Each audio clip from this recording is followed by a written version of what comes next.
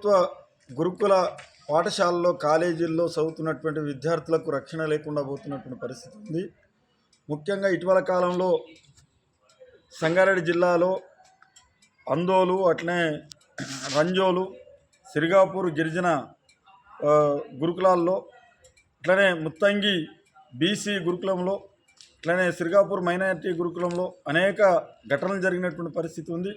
విద్యార్థులు కొన్ని చోట్ల అనారోగ్యంతో చనిపోతే రంజోలు పాఠశాలలో విద్యార్థిని, ఇంటర్ చదువుతున్నటువంటి విద్యార్థిని, బేగర్ స్వప్న అనేటటువంటి విద్యార్థిని ఆత్మహత్య చేసుకున్నటువంటి ఘటన చాలా తీవ్రమైనటువంటి విషాదాన్ని కలిగించినటువంటి పరిస్థితి ఉంది.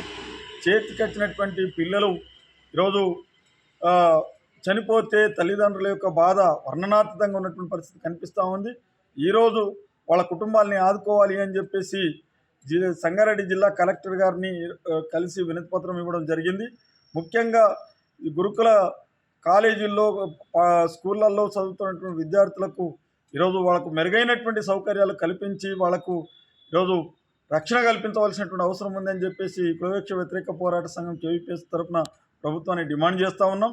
అట్లనే ఒక్కొక్క కుటుంబానికి వాళ్ళ 25 లక్షల ఎవరైతే చనిపోయినటువంటి విద్యార్థుల కుటుంబాలు ఉన్నాయో ఆ కుటుంబాలని, పేద కుటుంబాలు అవన్నీ కూడా దళితుల కుటుంబాలు, వాళ్ళందరినీ ఆదుకోవాల్సినటువంటి బాధ్యత ప్రభుత్వానికి ఉంది. మొన్న జరిగినటువంటి ఎన్నికలలో ఈరోజు ప్రభుత్వం రావాలి, అధికారంలోకి వచ్చిందంటే దళితుల ఓట్లతో ఈరోజు వచ్చినటువంటి పరిస్థితి ఉంది. అనేక రిజర్వేషన్ స్థానాలన్నీ కూడా కాంగ్రెసే కైవసం చేసుకున్నటువంటి పరిస్థితి ఉంది. మరి దళితులతోని అధికారంలోకి వచ్చినటువంటి ప్రభుత్వం దళితుల సంక్షేమానికి పట్టించుకోకపోతే సరైనటువంటిది కాదు. అందుకనే దళితుల విద్యార్థుల పట్ల, దళితుల పట్ల ఈ ప్రభుత్వానికి చిత్తశుద్ధి ఉండవలసినటువంటి అవసరం ఉంది. ఆ కుటుంబాలని, చనిపోయినటువంటి విద్యార్థి కుటుంబాలని ప్రభుత్వాన్ని ఆదుకోవాలి. 25 లక్షల ఎక్స్‌గ్రేషియా ఇవ్వాలి.